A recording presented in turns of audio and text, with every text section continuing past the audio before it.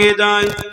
আল্লাহ নবী দোনো জাহানের সুলতান আমাদের 1000 বছর আগে সাহাবাদেরকে জানাতে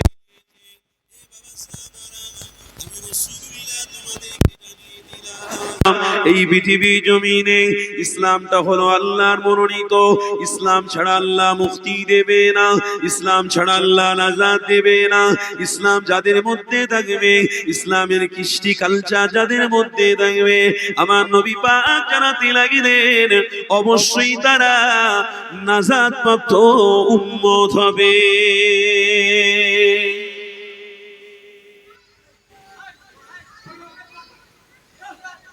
সজ্জা বাবা সজ্জা ওয়াজ করছে, সজ্জা সজ্জা দেরি থাকিনি, বসবি বস না সজ্জা।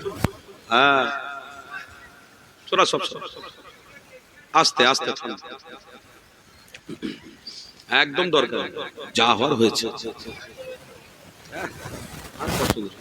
আর পছন্দ সব বেকার বেকার, ইমেজ নষ্ট হচ্ছে, ইমেজ চলছে।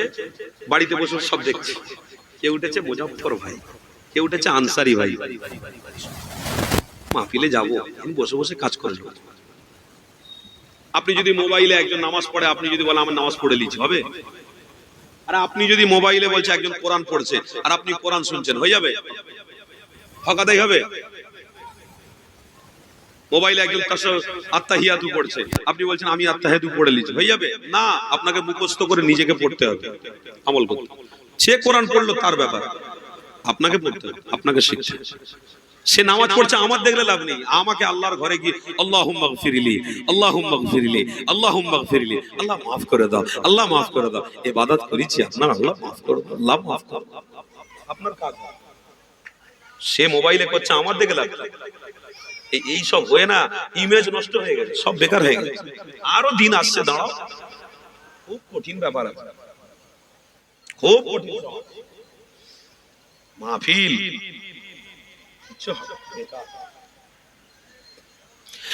এ যুবকেরা, আমার রাসূলুল্লাহর প্রেমিকেরা, আসে তাহলে আলোচনার দিকে ফিরে যায়। আল্লাহ নবী দোনো জাহানের সুলতান আমার 1500 বছর আগে জানাতে লাগলেন, এ বাবা সাহাবারা, আমি রাসূলুল্লাহ তোমাদেরকে জানিয়ে দিলাম, ইয়া আইয়ুহাল্লাযীনা আমানুত্তাকুল্লাহা হাক্কা তুকাতিহি ওয়া লা তামুতুন্না ইল্লা ওয়া আনতুম মুসলিমুন। আমার রাসূলুল্লাহ জানাতে লাগলেন, ইসলামের ছায়া হলো আল্লাহর ছায়া, দ্বীনের ছায়া হলো আল্লাহর ছায়া, জিকির হলো আল্লাহর ছায়া, নামাজ হলো আল্লাহর ছায়া, রোজা হলো আল্লাহর ছায়া, ইসলাম ধর্মগুলো আল্লাহর ছায়া, ধর্মানা মাহফিল হলো আল্লাহর ছায়া। এ যুবকেরা, ঈমানদাররা শুনে রেখে দাও, আমার আল্লাহ জানাতে লেগেছে, হাবিব আপনি বলে দেন, তারা যেন দুনিয়া জমিনে গিয়ে আমার দেওয়া নিয়ামত খাওয়ার পরে আমার দেওয়া কুদরতি হাতে আনন্দ ফুর্তি যেন না করে, ঈমানটাকে মজবুত না করে, তারা শয়তানের পাল্লায় গিয়ে জীবনটাকে যেন বরবাদ না করে দেয়। কেন আমি আল্লাহ জানিয়ে দিলাম, আয় আমার হাবিব, আমি রাসূলুল্লাহ আপনাকে জানিয়ে দিতে বলছি, জানিয়ে দেন, সঠিক বার্তাটা আপনি দিয়ে দেন। আমার আল্লাহ জানাতে লাগলেন, ইয়া আইয়ুহাল্লাযীনা আমানুত্তাকুল্লাহা হাক্কা তুকাতিহি ওয়া লা তামুতুন্না ইল্লা ওয়া আনতুম মুসলিমুন। আয় আমার হাবিব আপনি জানিয়ে দেন, আমি আল্লাহ মুসলমান হিসেবে তাদের কবুল করব। আরো জোরে বলো। এবার আমাদের পরিচয় কি? মুসলমান বলে তো আমরা এসেছি, কি গো বাবা? আমরা জাতি মুসলমান, মানে আমাদের মুসলমানের ঘরের জন্ম। আপনি সমীক্ষা এখনকার বর্তমানে আমেরিকায় চলে যান, 65% মুসলমান দিকে মানুষ অগ্রসর হচ্ছে। বলুন সুবহানাল্লাহ, বলুন আলহামদুলিল্লাহ। আর আমরা কারা? তারা যে মুসলমানের দিকে অগ্রসর হচ্ছে, তাদের ভিতরে যে ঈমানের একটা জজবা তৈরি হচ্ছে, তারা পুরো ফুল পাওয়ারে ইসলামের প্রচার প্রসারে লেগে গেছে, একদম ফুল পাওয়ারে। মানে হাকিকাতে প্রত্যেকটা আমল তাদের কাছে অনেক গুরুত্ব পেয়ে গেছে। আমি সত্যি কথা বলছি, বাস্তব। আমি পুনেতে ছিলাম, পুনে বোম্বে নাম জানেন? আমি ছিলাম ওখানে। যাক, তারাবি পড়াতে যাই হোক, আমি মসজিদে ছিলাম পুনের। আমি নিজের চোখে দেখেছি একজন বেদিন মহিলা যখনই জোহরের আজান শুরু করেছেন মুয়াজ্জিন সাহেব, কিন্তু বেদিন মহিলা একজন রাস্তা দিয়ে যাচ্ছিলেন, হঠাৎ করে দেখতে পেলাম যেই বলেছে আল্লাহু আকবার, তেমনি ওই মহিলাটা দাঁড়িয়ে পড়েছে, মাথায় সিঁদুর আছে, চুপ করে দাঁড়িয়ে, মুখটাকে উপরে দিয়ে একদম, আমি নিজের চোখে দেখেছি, ঘাটটাকে উপরে দিয়ে চুপ করে আমি দাঁড়িয়ে আছি। আজানের শব্দ হয়ে গেল, দোয়া হয়ে গেল, আজান শেষ, মুখটাকে নিচু করে মসজিদের দিকে ইশারা করে এরকম হাতটা দেখলাম বুলিয়ে নিয়ে, দেখি না আস্তে আস্তে চলে যাচ্ছে। আমি ওখানে বললাম, আল্লাহ, ইসলামের ঘরে জন্মগ্রহণ আমরা করেছি, শ্রদ্ধা, সম্মান, প্রেম, উদ্দীপনা আমাদের কত হওয়ার দরকার ছিল। আল্লাহ গায়ের, এরা যে মায়ের গর্ভ থেকে পৃথিবীতে এসেছে, তারা সেই জিনিসটাকেই তারা নিয়ে চলাফেরা করে, কিন্তু অন্যকে এমন রেসপেক্ট, এমন শ্রদ্ধা করছে কেন? বারহাক এই জন্য করছে যে তারাও জানে ইনশাআল্লাহ পৃথিবীটা আল্লাহর এবং রাসূলুল্লাহ হক এবং ইসলাম হলো সত্য। জোরে বলুন। মুখ ফিটিয়ে বলতে পারছে না, কিন্তু সত্য ইসলাম এটা কিন্তু জানে। নাই তার ভিতরে একটা উদ্দীপনা কেন থাকবে? ওই জন্য পরশুদিন জুম্মা চলে গেল নাকি, শুক্রবার, এই শুক্রবারে মসজিদে আকসার ইমাম সাহেব 3 মিনিট বক্তৃতা দিয়েছেন, খুতবা। ক মিনিট? 3 মিনিট খুতবা দিতে গিয়ে তিনি রেগে জারে জার হয়ে সমাজের মানুষকে বার্তা দিলেন। কি বলছেন? যে আমার ফিলিস্তিনে আল্লাহর ঘর মসজিদকে বাঁচানোর জন্য 1.5 লক্ষ মানুষ এখনো ঘর ছাড়া, 2.5 লক্ষ মানুষ জীবন উৎসর্গ করে দিল, চলে গেল, দুনিয়া ছেড়ে শেষ হয়ে গেল। কিন্তু এখনো কওমের মধ্যে আল্লাহ তার রাসূলের প্রেম ভালোবাসা ঢুকলো না। আমি মসজিদে আকসার ইমাম বড় রাগান্বিত হয়ে বলছি, এ সমাজ কবে পরিবর্তন হবে? এ সমাজের মধ্যে কবে ইউনিটি আসবে? এ সমাজের মধ্যে এক মুসলমান বিপদে পড়লে আর এক মুসলমান ঝাঁপিয়ে পড়বে। এ সমাজে ভাই ভাই থেকে হিংসা বিদ্বেষ ছেড়ে দিয়ে কবে মিলে যাবে? এ সমাজ মসজিদে আকসার জন্য 2.5 লক্ষ মানুষ চলে গেল, কিন্তু ইসলামের আরো, ইসলামের মাননেওয়ালারা, ইসলামকে মোহাব্বত যারা করে আরো মানুষ রয়েছে, তাদের ভিতরে সেই উদ্দীপনা এখনো তৈরি হচ্ছে না। আমি মসজিদে আকসার ইমাম, আমি বলছি আজ থেকে আমার মন মানসিকতা খারাপ, আমি আর সমাজের জন্য কোনো বক্তৃতা আর দেবো না। রেগে গিয়ে কেন? জ্বালা নিজের চোখে দেখতে পাচ্ছি, যে জ্বালা কষ্ট হয়েছে নিজের চোখে ইমাম সাহেব দেখছে সব। তারপরেও দুবাই রয়েছে, তারপরেও কাতার রয়েছে, তারপরেও আবুধাবি রয়েছে, তারপরেও অনেক বড় বড় ইসলামিক কান্ট্রি রয়েছে। কান্ট্রিগুলোদের কোনো ইমানের জজবা নেই, কোন রকম ভাবে ইসলামের প্রতি আকর্ষণ নেই, সব যে যার ধান্দায় ব্যস্ত। আমরা ওই দুবাইকে দলিল হিসেবে চিনি না, আমরা কাতারকে দলিল হিসেবে চিনি না, আবুধাবিকে দলিল হিসেবে চিনি না, মস্কোকে দলিল হিসেবে চিনি না। আমাদের দলিল মুহাম্মাদুর, জোরে বলুন, মুহাম্মাদুর রাসূলুল্লাহ। কিন্তু নবী তো পশ্চিম বাংলায় আসেনে। আমাদের দলিল সুলতানুল হিন্দ খাজা গরিবে নওয়াজ, জোরে বলুন সুবহানাল্লাহ। আমাদের দলিল নিজামউদ্দিন আউলিয়া রহমাতুল্লাহ আলাইহি, আমাদের দলিল কুতুবউদ্দিন বখতিয়ার কাকি রহমাতুল্লাহ আলাইহি, আমাদের দলিল হারেবারে শাহ রহমাতুল্লাহ আলাইহি, দিল্লি জামা মসজিদ ধরে যিনি সোজা করে দিয়েছিলেন। আমাদের দলিল খাজা বাকি বিল্লাহ রহমাতুল্লাহ আলাইহি, আমাদের দলিল মুজাদ্দিদ পাঞ্জাবে শুয়ে আছেন আলফে সানি রহমাতুল্লাহ আলাইহি, আমাদের দলিল পশ্চিম বাংলার নক্ষত্র আবু বকর সিদ্দিকী রহমাতুল্লাহ আলাইহি। জোরে বলো। কেন? দাদা হুজুর যারা পেয়েছে তারা রাসূল এবং আল্লাহকে সম্পর্ক করতে পেরেছে। এই পশ্চিম বাংলায় কেউ বাইরে থেকে এসে ইসলামের আলো বাড়িতে বাড়িতে জ্বালায় নে গো। ইসলামের আলো জ্বালিয়েছে কে? আপনার আমার পীর মুজাদ্দিদে জামান। আজকের কেউ কেউ দাদা হুজুর পীর কেবলার থেকে বড় সাজবার যদি চিন্তা ভাবনা রাখে, মেনে নেবেন আপনারা? মেনে নেবেন আপনারা? কোন কেউ যদি আবার বলে খাজা গরিবে নওয়াজের থেকে বড় যদি কেউ অ্যাডভার্টাইজ বের হয়, না না না, আবু বকর তো আবু বকর সিদ্দিক হয়ে গেছে, উমরে ফারুক তো উমরে ফারুক হয়ে গেছে, উসমানে গনি তো উসমানে গনি হয়ে গেছেন, হযরতে যায়েদ তো যায়েদ হয়ে গেছেন, হযরতে হামজা হামজা হয়ে গেছেন, সুলতানুল হিন্দ গরিবে নওয়াজ হয়ে গেছে। হ্যাঁ, তোমার আমার পীর মুজাদ্দিদে জামানই থাকবে। হ্যাঁ, তোমরা মুজাদ্দিদে জামানকে যদি মহব্বত করো, সোহবতে তার সন্তানদের যদি থাকো, ইনশাআল্লাহ তোমাদের অন্তরের ভিতরে ঈমানের নূর আল্লাহ পয়দা করে দেবে। কিন্তু সোহবতে যুক্ত থাকতে হবে। এই যেরকম দাদা হুজুরের ভক্তরা সব এসে মাহফিলে বসেছেন, তাই তো নাকি? কোরআনের একটা আয়াত আছে, হাল জাযাউল ইহসানু ইল্লাল ইহসান। যদি কোন সন্তান বলে আমি আমার মায়ের হক আদায় করে দিয়েছি, ঠিক হবে বলা? যদি কোন সন্তান বলে আমি আমার বাপের হক আদায় করে দিয়েছি, বলা ঠিক হবে? কোশ্চিনকালে হবে না। নবী করিম সাল্লাল্লাহু আলাইহি ওয়াসাল্লামের কাছে একজন সাহাবী গেলেন, গিয়ে বলছেন, ইয়া রাসূলুল্লাহ, হাবিবাল্লাহ, আমি আমার আম্মা জানকে কাঁধে করে তুলে সাফা মারওয়া সাই করেছি, তাওয়াফ করেছি, আমি মিনায় গেছি, মুজদালিফায় গেছি, আরাফাতে গিয়েছি, আমি আমার আম্মা জানকে কাঁধে করে নিয়ে ঘুরেছি, হুজুর আমার আম্মা জানের হক আমি আদায় করে দিয়েছি। নবী বললেন, হক এক ফোঁটা দুধের ঋণ তুমি আদায় করতে পারোনি। এই বাবা সাহাবী, তুমি তোমার আম্মাকে কাঁধে করে নিয়ে ঘুরেছো মানে আল্লাহর জান্নাতটাকে কাঁধে করে নিয়ে ঘুরেছো, কি হক আদায় করতে? তদরূপ মুজাদ্দিদে জামান দাদা হুজুর পীর কেবলা সমাজে প্রত্যেকটা বাড়িতে বাড়িতে ইসলামের প্রদীপ জ্বালিয়ে গেছেন। এর হক কিন্তু দাদা হুজুরের ভক্তরা জীবনে আদায় করতে পারবে না। কেন?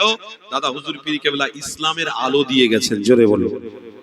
ইসলাম আমাদের জন্য এমন একটা বিধিবিধান, ইসলাম আমাদের জন্য এমন একটা কর্মকাণ্ড যেটার প্রতি থাকলেই আল্লাহ মুক্তি দিয়ে দেবে, আর যেটার থেকে মুখ ফিরিয়ে নিলেই আল্লাহর মুক্তি কোনো দিন কোনো পয়সা দিয়ে, কোনো অর্থ দিয়ে, কোনো ক্ষমতা দিয়ে, কোনো দুনিয়ার আসবাব দিয়ে আপনি পেতে পারেন না। কেন?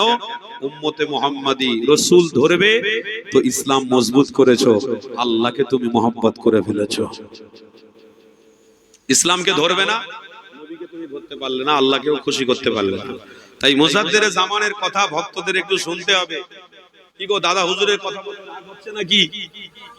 দাদা হুজুরকে মহব্বত করেন অবশ্যই এই জন্য যে দাদা হুজুর পীর কেবলা যে রাস্তা দেখিয়েছে ওটা হলো মুহাম্মদ রাসূলুল্লাহ দেখানো রাস্তা। জোরে বলো, একদম মজবুত করে ধরে থাকবে। দাদা হুজুর দাদা হুজুর দাদা হুজুর করছি, দাদা হুজুর কি পীর আল্লাহ বানিয়েছে। আসামে আজও পর্যন্ত দাদা হুজুরের ভক্তদের মুখে মুখে ভাষায় ভাষায় কথাবার্তা বের হয়। দাদা হুজুর পীর কেবলা এক লাঠির ইশারা করেছিলেন, ওই সমুদ্রের পানি এখনো পর্যন্ত উম্মতে মুহাম্মাদির ঘরগুলোকে ধ্বংস করতে পারে না। জোরে বলুন দাদা হুজুর কি দাদা হুজুর? যে দাদা হুজুর পীর কেবলা বসে ওয়াজ নসিহত করছেন, হুজুর কেবলা এখানে বসে বসে খবর পেলেন, সবাই এসে বলল আগুন ধরেছে, মাটি নিয়ে ফুঁক দিয়ে ছুঁড়ে ফেলে দিলেন, আগুনটাকে আল্লাহ লিভিয়ে দিয়েছিল। জোরে বলুন, এই সেই মুজাদ্দিদে জামান। বাবা, দাদা হুজুর পীর কেবলা ছেড়ে কোথায় যাচ্ছ? দাদা হুজুরের থেকে বড় যারা সাজবে তাদেরকে আমরা মান্যতা প্রাধান্য দিতে পারি না। প্রাধান্য মান্যতা আমরা দিয়েছি আমার পীরকে। অবশ্যই পীর সাহেবদের ঘরে যারা জন্ম নেবে। কেন? দাদা হুজুরের রক্তকে ভালোবাসা মানে দাদা হুজুরকে ভালোবাসা। দাদা হুজুরের রক্তকে অপমান করা মানে সোজা কথা। তো সেই জন্য আজ আমরা মুজাদ্দিদে জামানকে ভালোবাসি। রাসূলুল্লাহ দেখানো রাস্তা তিনি দেখিয়েছেন, তাই আমরা ভালোবাসি।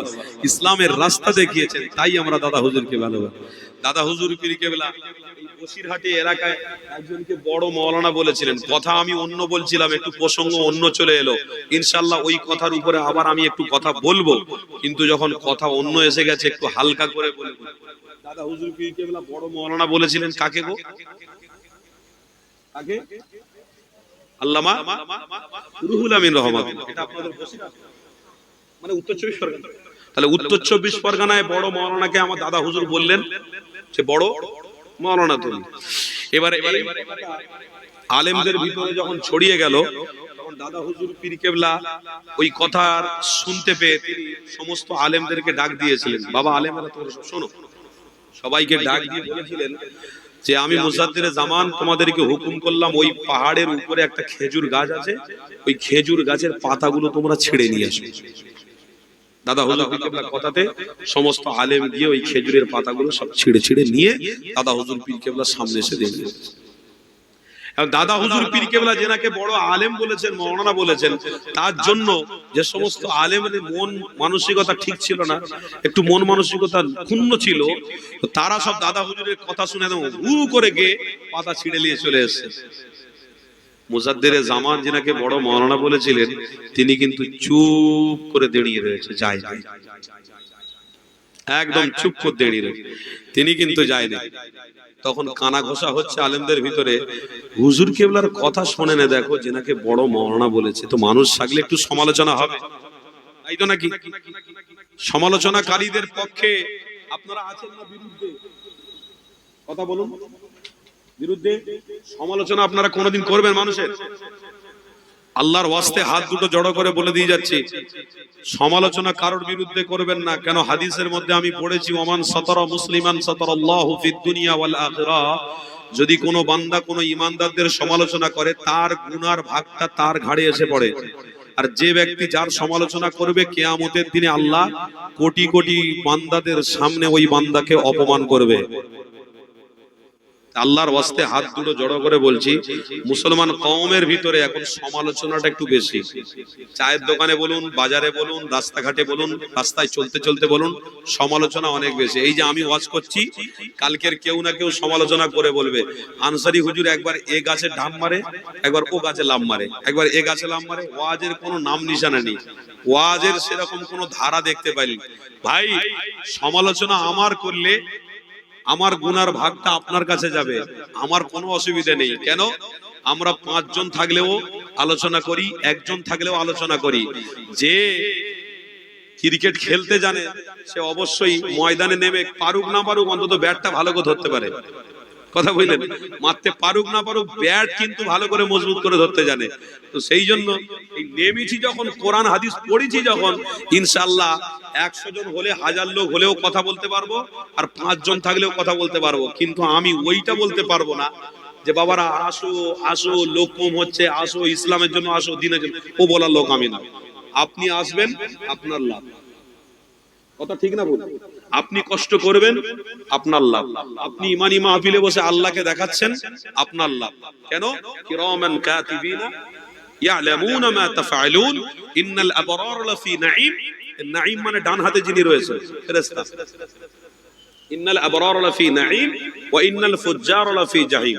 ডান হাতে যে ফেরেশতাটা রয়েছে, ওই ফেরেশতাটা গিয়ে আল্লাহকে আপনার পক্ষপাতী নিয়ে সাক্ষী দেবে, আল্লাহ আপনার দাসত্বের জন্য এই বান্দা 6-7 ঘন্টা সময় দিয়েছে। আল্লাহ, আমি ফেরেশতা সাক্ষী দিলাম। আমার আল্লাহ বলল, তুমিও সাক্ষী থাকো, আমার ওই বান্দাকে আমি আল্লাহ মাফ করে, তার গুনাহকে ক্ষমা করে আমি আল্লাহ জান্নাতি বলে কবুল করে নিলাম। আল্লাহ জমিনও সাক্ষী দেবে আপনার পক্ষে। তবে আপনার বিরুদ্ধে জমিন সাক্ষী দেবে যেদিনে ওই উলঙ্গ নারীদের ছবি দেখে দেখে আমার মুসলমান কওম নাচানাচি করবে। স্বামী স্ত্রী মহব্বত ছেড়ে দিয়ে নারীদের প্রতি আকর্ষণ দেবে। এ আমার ঘরের ছেলেরা হারাম রাস্তার দিকে যখন অঘোর হয়ে যাবে, একদম নেশার মতো হয়ে যাবে, তখন কিন্তু এই জমিনও তার জন্য বদদুয়া করতে থাকবে, লানাত দিতে থাকবে। রব্বি আল্লাহ ওয়া আলাই লানা, আল্লাহর এই জমিন লানত করতে থাকবে। কি লানত? আল্লাহ শুধু কবরে আপনি দেন, আযাব এখান থেকে শুরু হবে, লানত দিতে থাকবে। এ বান্দা ভালো না, আল্লাহ আপনার এ বান্দা ভালো। আসমান লানত দিতে থাকে, জমিন লানত দিতে থাকে। আমরা নবীর প্রেমিক, আমরা লানত প্রাপ্ত নয়, আমরা ইহদিনাস সিরাতাল মুস্তাকিমের রাস্তায় চলার পাত্র। আর একটু মহব্বতে বলুন, আমরা লানত প্রাপ্ত উম্মত নয়, আমরা ইন্নাল্লাযীনা কাফারুর উম্মত নয়, আমরা মা কানা মুহাম্মাদুন আবা আহাদিম মির রিজালিকুম ওয়ালাকিন রাসূলুল্লাহ, আমরা তেনার উম্মত। জোরে বলুন।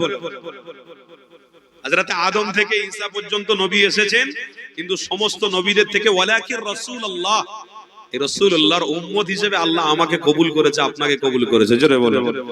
ব্যাস কাজ হয়ে গেছে, আমরা লানত প্রাপ্ত উম্মত নয়। সেই জন্য সমালোচনা করব না, বলুন ইনশাআল্লাহ। জোরে বলুন ইনশাআল্লাহ।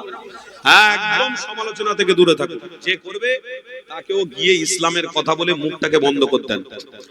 একদম কঠোরতা অবলম্বন করুন, আর ছাড়াছাড়ি করলে হবে না। এই জামানাতে কচু পাতার উপরে পানি পড়লে যেমন টলমল করে, উম্মতদের বিষয়ে আমার রাসূল বলছেন তেমন জামানাতে ঈমান রাখা উম্মতের জন্য বড় মুশকিল হয়ে যাবে। নামাজ পড়ে পড়ে নামাজির কপাল কালো করে ফেলবে, কিন্তু তার পিছনের ব্যাকগ্রাউন্ড, সামনের ব্যাকগ্রাউন্ড বা নামাজ পড়ার পরে এমন একটা কর্মকাণ্ড এসে লিপ্ত থাকে যার জন্য তার ইবাদত আল্লাহর দরবারে কবুল হয় না। শুধু কপাল কালো করাটাই সার। সামনে রমজান আসছে, রমজান মাসে এমন রোজাদারের বিষয়ে বুখারী শরীফের হাদিস লেখা আছে, এমন রোজাদারের বিষয়ে আমার নবী বলছেন শুধু তারা সারাদিন ক্ষুধা অবস্থায় থাকবে, সারাদিন ক্ষুধা অবস্থায় থাকবে। অথচ রোজার বিষয়ে আল্লাহর কোরআন বলছে, আমি বলতে বলতে অনেক দূর চলে যাচ্ছি, এগুলো একটু মনে আছে, আমি আবার ধরে দেবো ইনশাআল্লাহ, অসুবিধা নেই। আল্লাহ পবিত্র কোরআনে বলছেন, ইয়া আইয়ুহাল্লাযীনা আমানুত্তাকুল্লাহ, তাকওয়া যদি অর্জন করতে চাও তো রমজানের প্রত্যেকটা রোজার উপরে গুরুত্ব দেবে। আর রোজার মাসে রোজা যারা রাখবে তাদের আল্লাহর ভয় অন্তরে আল্লাহ দান করবে, তারাই একমাত্র তাকওয়াওয়ালা ঈমান হতে পারে। ওয়ালা তাত্তাবিউ খুতুওয়াতিশ শাইতান, শয়তান থেকে তারাই বাঁচবে। আল্লাহ পবিত্র কোরআনে বলছেন, রোজা তোমাদের পূর্বপুরুষদের সময়ও ছিল আর তোমাদের সময়ও রোজা দিয়েছি, এই রোজাটা পুরনো ব্যাপার, এই রোজাকে তোমরা রাখবে, আমি আল্লাহকে খুশি করবে, নিজের হাতে আমি আল্লাহ আমার বান্দাদেরকে তওফা দেব। জোরে বলে। তো সেই জন্য আমাদেরকে মনে রাখতে হবে যে গীবত, চুগলি, পরনিন্দা, পরচর্চা করে নিজের আমল ঈমানকে আমরা নষ্ট করতে চাই না, বলুন ইনশাআল্লাহ। কেন, বাঁচতে এসেছি মাত্র 20 বছর, 30 বছর, 40 বছর, কতজন চলে গেছে আর কতজন বেঁচে রয়েছে। তো সেই জন্য আমরা পৃথিবীতে যতদিন বাঁচবো ততদিন ইসলাম এবং দ্বীনের ছায়ার উপরে বেঁচে থাকবো। জোরে বলুন ইনশাআল্লাহ। জোরে মহব্বতে বলুন না ইনশাআল্লাহ। আর একটু আল্লাহ ধ্বনি দেওয়া যাবে শয়তান তাড়ানোর জন্য, নারে তাকবীর। না সাধা দিয়া মানুষের ঈমান তো মজবুত আছে বাপ, আওয়াজ এত কমজোর হয়ে গেছে, 20 মিনিট অন্তর অন্তর আমি বলেছিলাম একবার দিতে হবে, তো চেক করে দেখছি হালকা হয়ে গেছে, তার মানে ঠান্ডা হয়ে গেছে। একটু মহব্বতে আওয়াজ লাগান, নারে তাকবীর। এবারে হয়েছে, কিন্তু একটু বাড়াতে হবে। আল্লাহর ধ্বনি মহব্বতের সাথে ঈমানের জোশে দেন, নারে তাকবীর।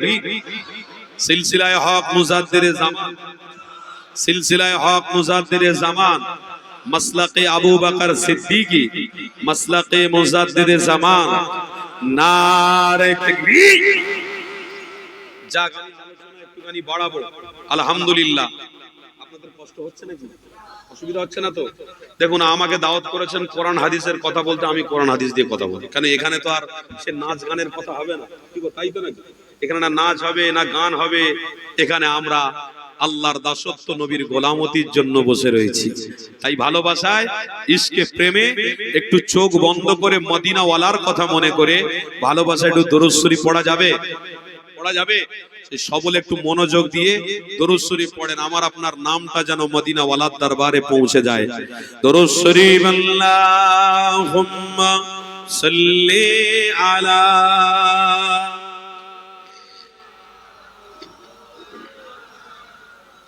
মওলানা।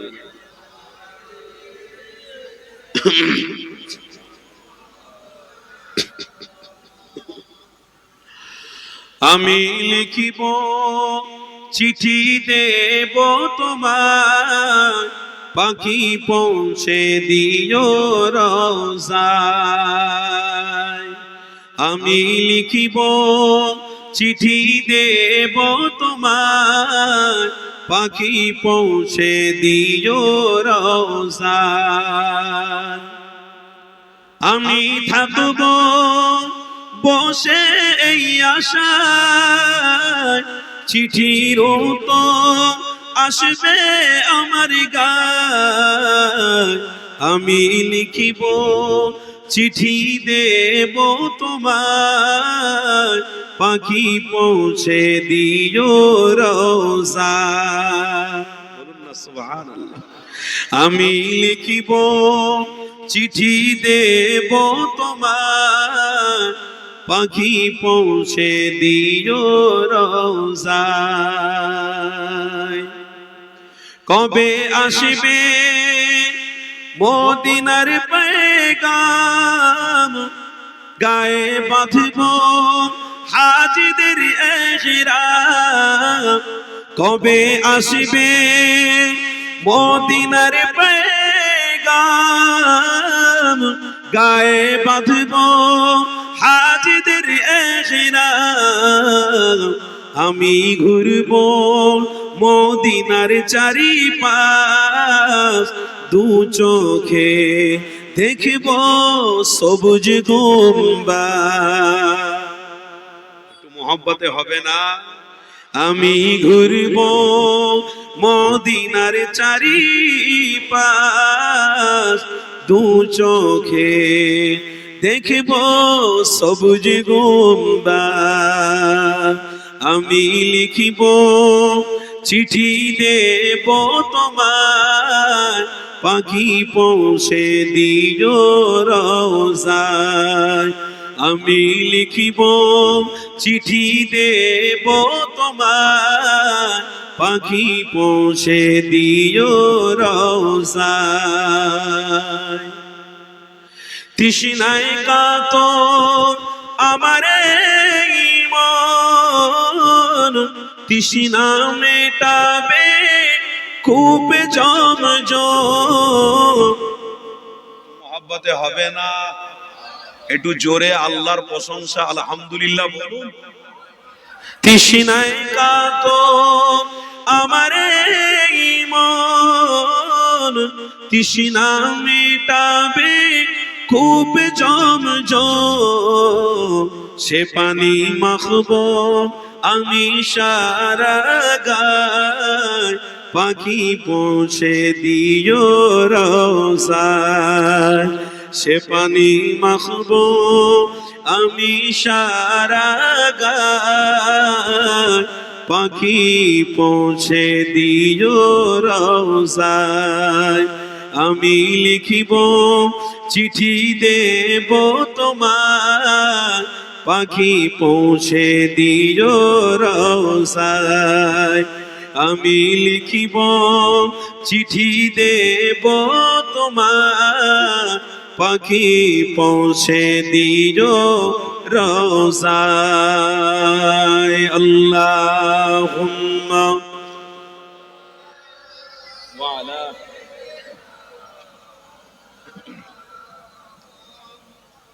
ওয়া আলা আলহামদুলিল্লাহ আলহামদুলিল্লাহ মাওলা। যাক আলহামদুলিল্লাহ। আমি আলোচনা শুরু করেছিলাম ইসলাম দিয়ে। ওই কথা বলতে বলতে দাদা হুজুর পীর কেবলার খলিফা বড় মাওলানা দিয়ে চলে গিয়েছিলাম। আবার কিন্তু ঘুরে এসে আমাকে জায়গা মতন আসতে হবে। আপনারা সবাই কিন্তু আমল করতে বসেছেন, আর আমলকারীদেরকে আল্লাহ বড্ড পছন্দ করে। আমলকারীদেরকে আল্লাহ পছন্দ করে। আপনারা আমল করছেন, আপনাদের তকদির খুলে গেছে, বলুন আলহামদুলিল্লাহ। অনেক মানুষ গ্রামে আছে, সব আসতে পারেনি তারা নিজেদের ব্যস্ততার কারণে, কিন্তু আল্লাহ যে আপনাদের মূল্যবান সময়টা দিয়েছেন আল্লাহ কবুল করেছে, বলুন আলহামদুলিল্লাহ। আপনাদের কাজ হচ্ছে আলহামদুলিল্লাহ। আপনারা আল্লাহর খুশি করতে পারছেন, আল্লাহ আপনার রাসূলকে মুহাব্বত করতে পারছেন, বাস আল্লাহ কবুল। এইভাবে আমরা ইনশাআল্লাহ আখেরি মোনাজাত পর্যন্ত যাব, বলুন ইনশাআল্লাহ। একটু তাকবীর দেন তো, নারে তাকবীর। একদম ঠিক আছে, কোনো অসুবিধা নেই। আবার 20 মিনিট পরে একটুখানি ওষুধ দেবো, একটু সবাই ঝেড়ে ঝুড়ে বলবেন ইনশাআল্লাহ। দাদা হুজুর পীর কেবলা বড় মাওলানাকে বললেন, কই গো বড় মাওলানা? সব হুজুররা তো গিয়ে খেজুরের পাতা ছিঁড়ে নিয়ে চলে আসলো, তা আপনি দাঁড়িয়ে আছেন? আল্লামা হুজুর চোখ দিয়ে টপ টপ টপ টপ করে পানি বইছে। দাদা হুজুর বললেন, ভাই রুহুল আমিন কাঁদছো কেন? কিসের জন্য কাঁদছো হুজুর? সব আলেমরা গেল, খেজুরের পাতা ছিঁড়ে নিয়ে চলে আসলো, আমি রুহুল আমিন যেতে পারছি না। এই জন্যে যে খেজুরের গাছটা দেখতে পাচ্ছি, ওই খেজুরের গাছের নিচে মস্ত বড় আল্লাহর ওলির মাজার রয়েছে। ওই আল্লাহর ওলি বলছেন, খেজুরের পাতা ছিঁড়িস না বাবা, গাছের পাতা তোরা ছিঁড়িস না, আমি রুহুল আমিন সচক্ষে দেখতে পাচ্ছি। আমার দাদা হুজুর বললেন, রুহুল আমিন তোমাকে আল্লাহ বাহ্যিক চোখ দান করেছে রুহুল আমিন, তাই তো আমি সমস্ত আলেমের থেকে আমি তোমাকে বড় মাওলানা বলেছি। আমার দাদা হুজুর বললেন, এ বাবা আলেমেরা, তোমরা কেউ দেখতে পাওনি, আমার রুহুল আমিন দেখতে পেয়েছে। আল্লাহর ওলি মাঝার রয়েছে, খেজুরের গাছ ছিঁড়তে মানা করছে হুজুর। বাবা সহবতটাকে ভালো করে মজবুত করে ধরো। আল্লামা রুহুল আমিন দাদা হুজুরকে মোহাব্বত এত করে ফেলেছে, এত করে ফেলেছে, রাসূলুল্লাহর সাথে গভীর সম্পর্ক হয়ে যাওয়ার কারণে আমার নবী পাকের দিদারটা রুহুল আমিনের হয়ে গেছে। ইনি হলেন সেই দাদা হুজুর।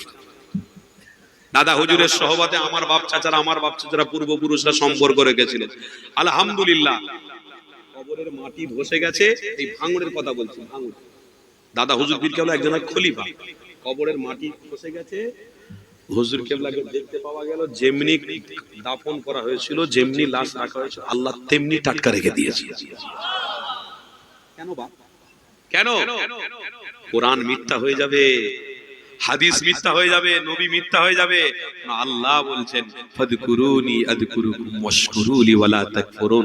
তোরা দুনিয়ায় আমাকে স্মরণ করবি, কঠিন দিনে আমি আল্লাহ তোদের কাফনে পোকা মাকড় খাওয়াটাকে আমি আল্লাহ হারাম করে দেব। এত সহজ নয় বাবা। নবী নবী নবী নবী করার মানুষ অনেক আছে। হ্যাঁ, এত বড় বড় দেখি না দাঁড়ি সাধু বাবা, এত বড় দাঁড়ি রেখেছে, সে বলছে লা ইলাহা ইল্লাল্লাহ মুহাম্মাদুর রাসূল। আর একজন নামাজি বলছে লা ইলাহা ইল্লাল্লাহ মুহাম্মাদুর রাসূল। নামাজিদের ওই লা ইলাহা ইল্লাল্লাহ বলাটা ঠিক হবে, এই সাধুর বলাটা ঠিক হবে? নামাজি ইমানদার, তার ভিতরে ঈমান নেই, সে শুধু পড়তে পারে, ওটা তার কাছে ভাষা। আর ঈমানদারের কাছে লা ইলাহা ইল্লাল্লাহ মুহাম্মাদুর রাসূলের উপরে ইয়াকিনের সাথে আমল আছে। জোরে বলুন। অত সহজ নয় বাবা। দাড়ি বড় বড় সব রেখেছে, দাড়ির কোনো আলহামদুলিল্লাহ, টুপি বড় বড় সব পরে। প্লেনে উঠলাম, প্লেনে দেখলাম সব যারা কর্মী ওই মেয়ে ছেলেরা যারা চা পানি কফি দিচ্ছে, তাদের মাথায় দেখলাম টুপি পরা আছে। টুপি আর আপনাদের টুপি, ইমানদারদের টুপি, আসমান আর জমিনের পার্থক্য আছে। ও টুপি তারা কাজের জন্য পরে, আর মুসলমান টুপি পরে নবীর সুন্নাত আদায় করার জন্য। পার্থক্য আছে বাবা। নবী নবী বলে শুধু মুখে বললে হবে না, কাজে প্র্যাকটিক্যালে করে দেখাতে হবে।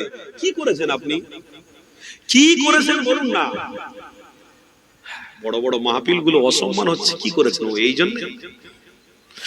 তাহলে আল্লাহ নবী, নূর নবী, দয়া নবী আমার ৩০০০ বছর আগে জানিয়ে দিয়ে গেছে, এ দুনিয়ার মানুষেরা, আমি রাসূলুল্লাহ তোমাদেরকে জানিয়ে দিলাম, এই পৃথিবী জমিনে আল্লাহ ইসলাম ধর্মটাকে মহব্বত করে ফেলেছে, আল্লাহর মনোনীত ধর্ম বলেছে।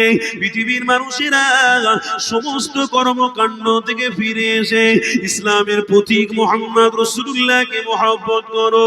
আমার রাসূলকে মহব্বত করলে আমি আল্লাহ তোমাদের মুক্তি দেব। আমার হাবিবকে মহব্বত করলে আমি আল্লাহ মুক্তি দিয়ে দেব। এ যুবক তরুণীরা, তাই তো একটা হাদিস আমার মনে পড়ে গেল, হযরতে সালমান ফারসি হুজুরের কথা। হযরতে সালমান ফারসি হুজুরের কথা শুনিয়ে দিই। তিনি একজন বড় লোকের বাচ্চা ছিলেন, অনেক টাকা পয়সার মালিক ঘরের বাচ্চা ছিলেন। তিনি অনেক ধর্ম অবলম্বন করেছিলেন।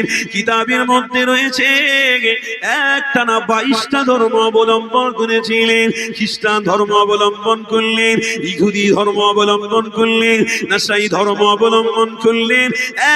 একটা ধর্ম অবলম্বন করার পরে আবার ছেড়ে দিয়ে আরেকটা ধর্ম অবলম্বন করেছিলেন। এই যুবকেরা, এখানে গল্প বলছি না গো, হাদিসের কথা বলছি, বুখারী শরীফের কথা আপনাদেরকে শোনাতে লেগেছি। শিক্ষা লুকিয়ে রয়েছে, একটু মনোযোগ দাও, শিক্ষা অবশ্যই পেয়ে যাবে। হযরতে সালমান ফারসি হুজুর আমার একটা ধর্ম অবলম্বন করার পরে কেউ আর কি ঠাট্টা করে বলতে লেগেছে, এ বাবা সালমান, তুমি একটা ধর্ম অবলম্বন করে তুমি আবার ছেড়ে দাও, আবার ধরো, আবার ছেড়ে দাও। একটা ধর্মের কথা বাবা তোমাকে বলবো, মদিনার জমিনে চলে যাও, সেখানে ইসলাম ধর্মের প্রতীক মুহাম্মদ রাসূলুল্লাহ রয়েছে, ওখানে তুমি চলে যাও, ইসলাম ধর্মটাও একটু দিয়ে দেখে আসো, ইসলাম ধর্মের কি ব্যাপার একটু বিস্তারিত জেনে আসো। এই যুবকেরা তরুণীরা, হযরতে সালমান ফারসি হুজুর হুজুর আমার ওই ব্যক্তিটার কথা শুনে মদিনার জমিনে তাশরীফ নিয়ে গেলেন। ওই মদিনার জমিনে যাওয়ার সাথে সাথে দোনো জাহানের বাদশা হাবিবুল্লাহকে দেখতে পেয়ে গেছেন। হাদিসের মধ্যে লেখা রয়েছে আমার মদিনাওয়ালার চেহারা যখন সর্বপ্রথমে সালমান ফার্সি দেখে ফেলেছে, হযরতে সালমান ফার্সি আনাতে লাগলেন। আমি আমার নবী পাকের চেহারা মোবারক দেখার সাথে সাথে আমি সালমান আমার কলিজা ঠান্ডা হয়ে গেছে।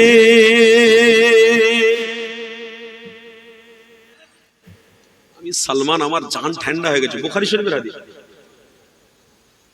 গল্প করতে আসেনি বাবা, ওই জন্য বললাম না, কোরআনের ব্যাখ্যা এবং হাদিসের কথা শোনার মন মানসিকতা অনেক কম মানুষ আছে। কথা বুঝলেন? আল্লাহ আপনাদেরকে কবুল করেছে বাবা। লারে লাপ্পার মানুষ অনেক পাওয়া যায়। এখনই একটা কলকাতা থেকে ওই কি বলে জাইয়া পড়া মেয়েছেলে, কি বলে আন্ডার প্যান্ট পড়া মেয়েছেলে একটু ভাড়া করে নিয়ে আসো, 50,000 নেবে, 1 লাখ টাকা নেবে। ওকে নিয়ে একটুখানি ছোট্ট মতন খাট দিয়ে তার উপরে দাঁড় করিয়ে দাও, হাজার হাজার মানুষ বিনা তাবারুকে লোক জড়ো হবে। ঠিক না বলবো? একটা গায়ককে নিয়ে চলে আসো, এক্ষুনি একটা গায়ককে নিয়ে একটা ছোট তক্তপোষ দিয়ে শুধু দাঁড় করিয়ে দাও, হাজার হাজার লোক আসবে, হাজার হাজার বিনা দাওয়াতে। তাবারুক টাবারুক দিতে হবে না, তোর হুজুরদের কথা শুনতে লোক আসবে, তাহলে তো হয়েই গেল। বাবা মৌলী সাহেবদের মাথায় টুপি, কাজ করে চুপি চুপি, এদের কথায় কাজ হবে।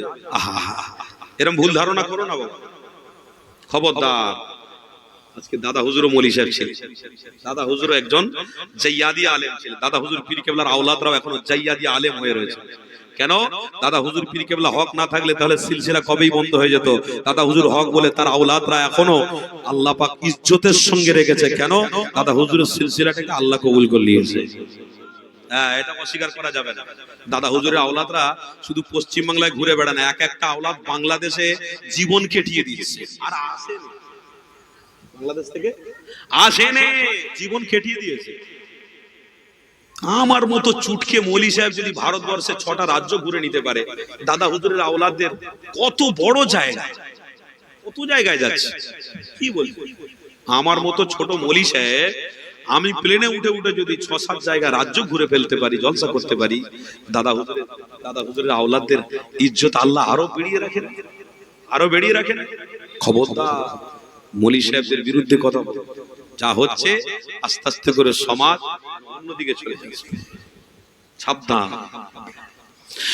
এ যুবকেরা, আমার রাসূলুল্লাহর প্রেমিকেরা, আমার রাসূলুল্লাহর দিবানারা, আসেন যে হাদিসের কথা আপনাদেরকে বলছিলাম, ওই হাদিসের আলোচনা আপনাদেরকে শুনিয়ে দিই। কেন আমি আপনি ইসলামের অনুসারী, আমি আপনি রাসূলুল্লাহকে ভালোবাসি, আমি আপনি রাসূলুল্লাহর দেখানো রাস্তায় রয়েছে, কিন্তু আমাদের দ্বারাই জিনা হচ্ছে, আমাদের দ্বারাই হারাম কাজ হচ্ছে, আমাদের দ্বারাই অনঙ্গ নারীদের ছবি দেখা হচ্ছে, আমাদের দ্বারাই স্ত্রীর প্রতি ভালোবাসা নেই, আমাদের দ্বারাই অনেক মা বাপ ক্ষতিগ্রস্তের মধ্যে পড়ে গেছে। এই যুবকেরা কি করে ইসলামটাকে মহব্বত করলাম, কি করে মুহাম্মদ রাসূলুল্লাহ দেখানো রাস্তায় থাকতে পারলাম, এটা কেবলমাত্র দেখানো ছবি। এই যুবকেরা খবরদার, আমার আল্লাহ তোমার ইয়াকিন দেখবে, ঈমান দেখবে, আমার আল্লাহ তোমার নিয়ে দেখবে।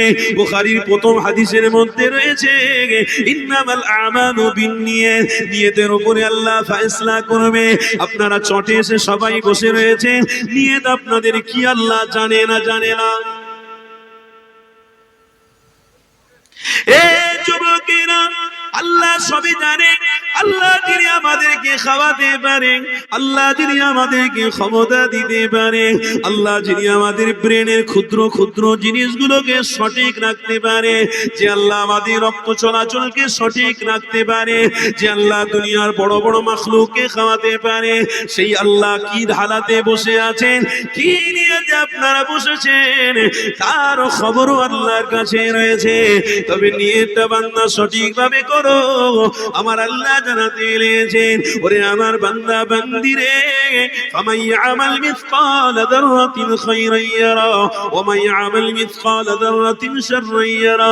ছোট আমল করলেও খবর আমার কাছে রয়েছে, বড় আমল যদি করি আমি আল্লাহ, আমার কাছে খবরটা রয়েছে। বান্দা তবে একদিন না একদিন আমার ডাকে তোকে ফিরে আসতেই হবে, কেউ তোকে বাঁচাতে পারবে না, এই দুনিয়া জমিনে কোনো ক্ষমতা তোকে আটকে রাখতে পারবে না, এই পৃথিবী জমিনে কোনো অর্থ তোকে বাঁচিয়ে রাখতে পারবে না। কেন? দুনিয়ায় অর্থ আমি দিয়েছি, দুনিয়ায় আসবাব আমি সাজিয়েছি, এই আসমান তোদের জন্য সাজিয়েছি, এই জমিন আমি আল্লাহ তোদের জন্য সাজিয়েছি। ওয়াসিআ কুরসিয়্যুহুস সামাওয়াতি ওয়াল আরদ ওয়া লা ইয়াউদুহু হিফযুহুমা ওয়া হুয়াল আলিয়্যুল আযীম। আল্লাহ কোরআনের মধ্যে জানাতে লেগেছে, ওরে আমার বান্দারে, আমি আল্লাহ সব কিছু তোদের জন্য দিলাম, তবে আমার বান্দারা আমাকে যদি মহব্বত করে মরতে পারে, আর আমাকে মহব্বত করতে গেলে রাসূলুল্লাহকে যদি মহব্বত করতে পারে, আমি আল্লাহ তোদের জন্য জান্নাতের সুব্যবস্থা রেখে দেব, আমি আল্লাহ জান্নাতে তোদের জন্য দিদারের ব্যবস্থা করে দেব, আমি আল্লাহ তোদের ফুলসিরাতে রাস্তায় পার করিয়ে দেব, আমি আল্লাহ মিজানের পাল্লাটা ভারী করে দেব, আমি আল্লাহ আমার বান্দাদের জন্য, আমার প্রকৃত রাসূলুল্লাহর প্রেমিকদের জন্য জাহান্নামের আগুন হারাম করে দেব। এ যুবকেরা, তরুণীরা, তবে কষ্ট পৃথিবীর জমিনে ইনকামের জন্য যেমন করছেন, আল্লাহকে খুশি করতে গিয়ে তেমন কষ্ট করতে হবে, তেমন সময়টাকে ব্যয় করতে হবে, তবেই তো আপনার কপালে নাজাত জুড়বে, না হয় নাজাত জোটা হবে না, না হয় জান্নাতে যাওয়া হবে না, ইবাদত বন্দেগী করা বেকার হয়ে যাবে।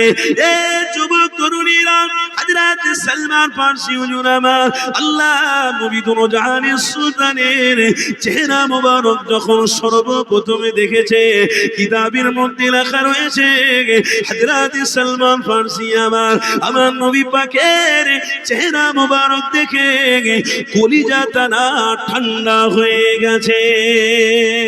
হযরত সালমান ফারসি জানাতে লেগেছে, আমি অনেক ধর্ম অবলম্বন করেছি, অনেক ধর্ম অবলম্বন করে তাদের সাথে চলাফেরা ওঠা বসা করেছি, আমি সর্বপ্রথমে আমার দুনো জাহানের সুলতানের চেহারা যখন প্রথম দেখেছি, আমি সালমান, আমার কলিজা ঠান্ডা হয়ে গেছে, আমার জানটা ঠান্ডা হয়ে গেছে। আমার নবীর সামনে আমি যখন গেলাম, আমার নবী পাক পরিচয় জিজ্ঞাসা করতে লেগেছে, এ সালমান রে, কি নাম বাবা? এমন করে আমি আমার পরিচয়টা দিয়ে দিলাম, এমন করে আমার রাসূলুল্লাহ আমাকে বলতে লেগেছে, কিসের জন্য বাবা এসেছো তুমি? হযরত সালমান ফারসি জানাতে লাগলেন, ইয়া মুহাম্মদ, আমি অনেক বড় ঘরের বাচ্চা, আমি অনেক টাকা পয়সার মালিক, ঠিকই কথা, কিন্তু ইসলামটাকে আমি দেখতে এসেছি, ইসলাম কেমন ব্যবস্থাপনার মধ্যে রয়েছে, ইসলাম ধর্মটাকে আমি গ্রহণ করতে চাই। আমার দুনো জাহানের সুলতান বলতে লেগেছে, এ বাবা সালমান রে, ইসলামটাকে তুমি যদি গ্রহণ করতে পাও, তাহলে আমি রাসূলুল্লাহ, আমার হাতে হাত দিয়ে দাও। হযরত সালমান ফারসি হুজুর আমার নিজের হাতটা বাড়িয়ে দিলেন, আমার সোনার রাসূলুল্লাহর হাতটা নিয়ে হাত মোবারকটা ধরে, আশহাদু আল্লা ইলাহা ইল্লাল্লাহ ওয়াহদাহু লা শারীকা লাহু ওয়া আশহাদু আন্না মুহাম্মাদান আবদুহু ওয়া রাসূলুহু পড়িয়ে দিলেন। হযরত সালমান ফারসি জানাতে লাগলেন, ইয়া রাসূলুল্লাহ, হাবিবাল্লাহ, ঈমান আমি যখন এসে নিয়েছি, এবার আমাকে কি করতে হবে? আমার রাসূলুল্লাহ জানাতে লাগলেন, এ বাবা সালমান রে, এবার তোমাকে ঈমানের পরে নামাজ পড়তে হবে, নামাজ কায়েম করতে হবে, রুকুকারীদের সাথে রুকু করতে হবে, ওয়াকিমুস সালাহ, এটা আল্লাহর হুকুম, তোমাকে প্রাধান্য দিতে হবে। হযরত সালমান ফারসি আমার নামাজ পড়তে লেগেছে, নামাজ পড়ে কাঁদে, আল্লাহর কাছে দোয়া চায়। হযরত সালমান ফারসি আমার এমন কাঁদতে লেগেছে, কেন সালমান নামাজের প্রতি এতটা মুগ্ধ হয়ে গিয়েছে, হুজুরের চোখ দিয়ে পানি বেরোতে লেগেছে, আল্লাহ নবী দরবারে এসে দাঁড়িয়ে দাঁড়িয়ে কাঁদতে লেগেছে, দোনো জাহানের সুলতান জিজ্ঞাসা করতে লেগেছে, এ বাবা সালমান, কেন বাবা তুমি কাঁদো? কিসের জন্য কাঁদো বাবা? হযরত সালমান ফারসি জানাতে লাগলেন, হুজুর, আমি আপনার হাত মোবারকে হাতটা দিয়ে ইসলামটাকে গ্রহণ করার পরে আমি যখন সিজদায় যাচ্ছি, আমি যখন নামাজ পড়ছি, আমার কান্না বেড়ে যেতে লেগেছে। কেন বাবা কাঁদতে লেগেছো? আল্লাহ নবী জিজ্ঞাসা করতে লেগেছে। হযরত সালমান ফারসি জানাতে লাগলেন, ইয়া রাসূলুল্লাহ, হাবিবাল্লাহ, আমার জীবনে পৃথিবী অনেক গুনাহ হয়ে গিয়েছে, অনেক বড় বড় অন্যায় আমার দ্বারাই হয়ে গেছে। আল্লাহ নবী দোনো জাহানের সুলতান বলতে লেগেছে, এ বাবা সালমান রে, আমি রাসূলুল্লাহ জানাতে লেগেছি, ঘাবড়ানোর কোনো দরকার নেই। যারা ইসলামের ছায়াতলে এসেছে, যারা মুহাম্মদ রাসূলুল্লাহর হাত মোবারকে হাতটা দিয়েছে, আল্লাহ তার জীবনের সমস্ত গুনাহগুলো ক্ষমা করে দিয়েছে।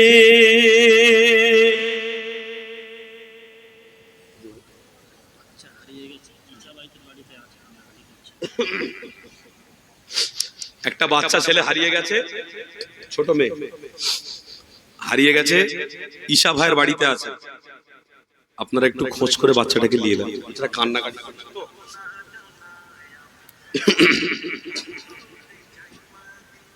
কি গো, আমার আলোচনা সব বুঝতে পারছেন তো নাকি? কষ্ট হচ্ছে আপনাদের? বুখারী শরীফের হাদিসের কথা, নবী পাকের হাত মোবারক দিয়েছেন সালমান। আমার রাসূল কি বললেন? সালমান, চিন্তা করো না, কাঁদতে হবে না, আল্লাহ তোমার গুনাহকে ক্ষমা করে দিয়েছে। একটু জোরে বলুন। আচ্ছা, এবারে আপনাদের কাছে আমি প্রশ্ন রাখলাম, পৃথিবীতে সমস্ত আসবাব পত্র বা গান বাজনা ইত্যাদি ইত্যাদি, পৃথিবীতে যত রকমের অন্যায় ব্যভিচার আছে, ওই সবের রাস্তায় যদি আপনি টিকে থাকেন, তাহলে আপনার গুনাহ ক্ষমা হবে? না না, বলুন বলুন। হবে না? তাহলে এবার প্রশ্ন, তাহলে ওই দিকে মানুষ ছুটছে কেন? খারাপের দিকে মানুষ ছুটছে কেন? অন্যায়ের দিকে মানুষ ছুটছে কেন? নবী পাকের হাদিস সত্য, মিথ্যা নয়। রাসূল বলেছেন, জান্নাতে জানেওয়ালাদের সংখ্যা কম হবে, আর জাহান্নামের সংখ্যা বলুন বলুন বেশি হবে। কেন? এই জন্য যে শয়তান আল্লাহর কাছে বলে এসেছে, আল্লাহ আপনার পাওয়ার কত আর আমার পাওয়ার কত আমি পৃথিবীতে দেখিয়ে দেবো। কেন? সে তো আল্লাহর বিরোধী ছিল, আল্লাহর সাথে জিহাদ ঘোষণা করেছিল, যুদ্ধ ঘোষণা করেছিল। এই শয়তানের বিরুদ্ধে আমার আল্লাহ বলেছিল, ইবলিস তুই আমার বান্দাদেরকে ধ্বংস করবি বলছিস তো, যা, আমার বান্দা রাস্তা দিয়ে মদ খেয়ে হেঁটে হেঁটে হেঁটে হেঁটে যাবে, আর একটা সামান্য কোরআন শরীফের টুকরা পেয়ে চুমো খেয়ে নেবে, আমি আল্লাহ তাকে ওলি বানিয়ে দেবো। কেন? ক্ষমতা ইবলিসের বেশি নয়, ক্ষমতার মালিক, ক্ষমতার মালিক। হ্যাঁ, ইবলিস কিন্তু আল্লাহর সাথে তর্ক বিতর্ক করেছে, একটু উল্টো সিধে কথাবার্তা বলে আল্লাহর কাছ থেকে বেঁকে চলে এসেছে। ওর ইচ্ছা কি প্রত্যেকটা উম্মতকে আমি ধ্বংস করব। আচ্ছা, আমার আল্লাহ বলছেন, এ ইবলিস তুই আমার প্রেমিকদের ধ্বংস করবি, আমার বান্দাদেরকে তুই ধ্বংস করবি, তো কর, ঠিক আছে। মালিক বিন দিনার ওই রমজান মাসের লাইলাতুল কদরের রাত্রিরে মদ খাবে, হারাম জিনিস খাবে, আর এই লাইলাতুল কদরের রাত্রিরে ঘুমিয়ে পড়বে। আমি আল্লাহ এমন একটা ভয় তার অন্তরে দেখাবো, স্বপ্ন তার দেখাবো, তার কলিজার টুকরা আওলাদ কন্যাকে আমি ছিনিয়ে নেব, আর সে স্বপ্নতে দেখতে দেখতে দেখতে একদিন ইমাম মালিক বিন দিনার বানিয়ে দেব। লাইলাতুল কদরের রাত্রি পর্যন্ত মদ খাওয়া ছাড়ে না। কে? মালিক বিন দিনার। হাদিস, মালিক বিন দিনার। কিন্তু আমার আল্লাহ কি বলছে? শুধু রাত্রিরে একটু স্বপ্ন দেখেছে, কন্যাটা মরে গেছে, সত্যিকারের মরে গেছে, জাহান্নামের একটা স্বপ্ন দেখে ওই দিন থেকে তওবা করে মালিক হারাম জিনিস ছেড়ে দিয়েছে। আল্লাহ তাকে লক্ষ লক্ষ মানুষের জন্য ইমাম বানিয়েছে। তাহলে ইবলিসের পাওয়ার বেশি না আল্লাহর পাওয়ার? তো ওই জন্য ছায়া পেতে গেলে পৃথিবীর মানুষ যদি মনে করে আমি অর্থের প্রতি থেকে আল্লাহকে খুশি করব, আমি অর্থ নিয়ে আল্লাহর জান্নাতে যাব, মনে রেখে দেবেন, যদি অর্থশালী হয়ে জান্নাতে যাওয়া হয় তাহলে নমরুদ সর্বপ্রথমে জান্নাতে যাবে। যদি অর্থ নিয়ে অহংকার করে জান্নাতে যাওয়া হয় তাহলে ফেরাউন জান্নাতে যাবে, সাদ্দাত জান্নাতে যাবে, আবু জাহাল জান্নাতে যাবে, আবু লাহাব জান্নাতে যাবে, উতবা জান্নাতে যাবে, শাইবা জান্নাতে যাবে। কেন? এদের কাছে অর্থের পাহাড় ছিল, এদের কাছে ক্ষমতা ছিল, রক্তের গরম ছিল। আমার আল্লাহ বলছে, তোর রক্তের গরম অর্থ সব পৃথিবীতে পড়ে থাকবে, তুই চোখ বন্ধ করে পৃথিবীর জমিন থেকে সোজা সামটা একদম সোজা বেরিয়ে চলে আসবি। আমার দুনিয়ায় আরো অনেক মানুষ বাস করে, করবে, খাবে দাবে থাকবে, এ দুনিয়ার নিজাম চলতে থাকবে, কিন্তু তোদের অস্তিত্বকে আমি আল্লাহ মাটির সাথে পুঁতে দেবো, তোদের নাম নিশানা কেউ নেবে না।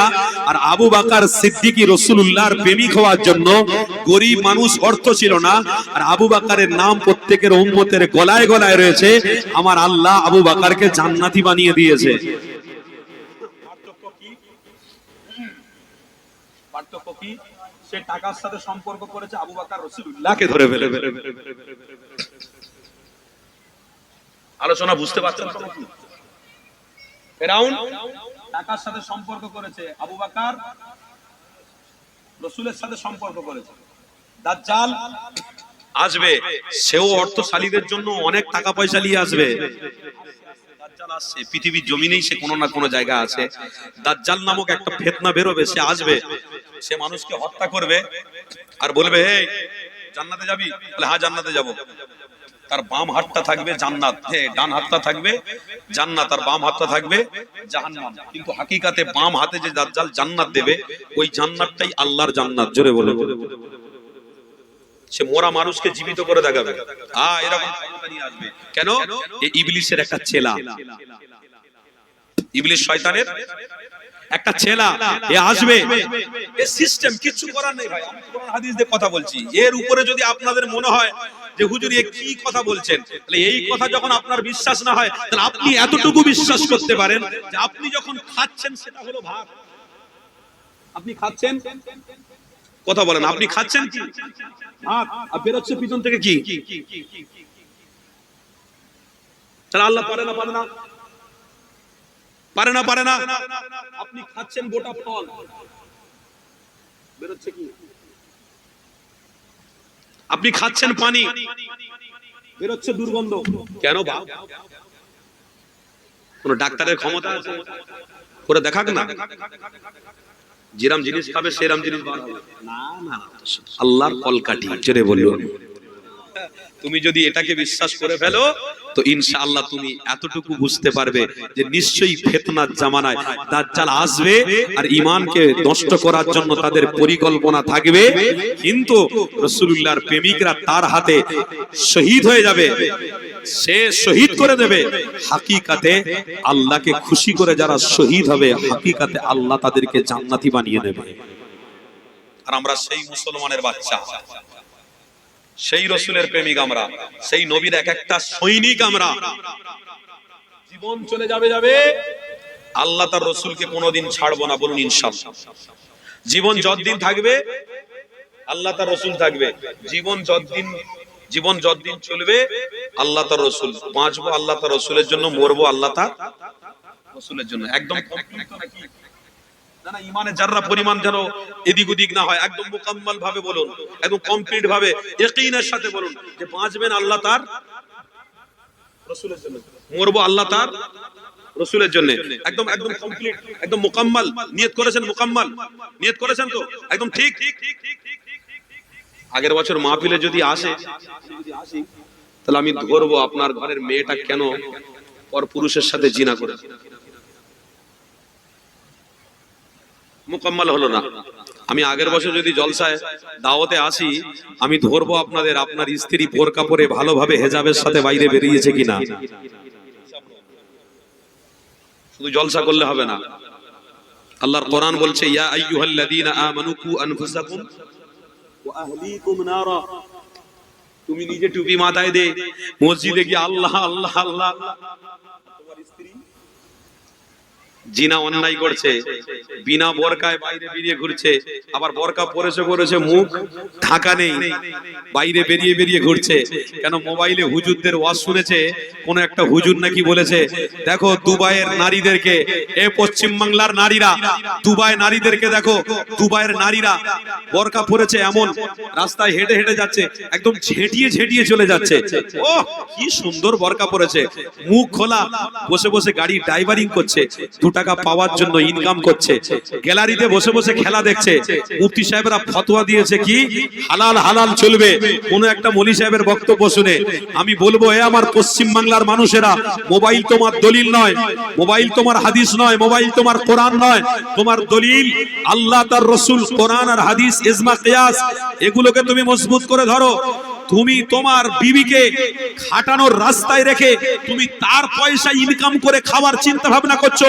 এই রকম পুরুষ হয়ে বেঁচে থাকার থেকে একটা ব্লেড নিয়ে গলায় চেলিয়ে দিয়ে তুমি নিজে মরে যাও, তোমার বিবি খেতে দেবে, তুমি খাবে, এই রকম আশা করতে যেও না। কেন?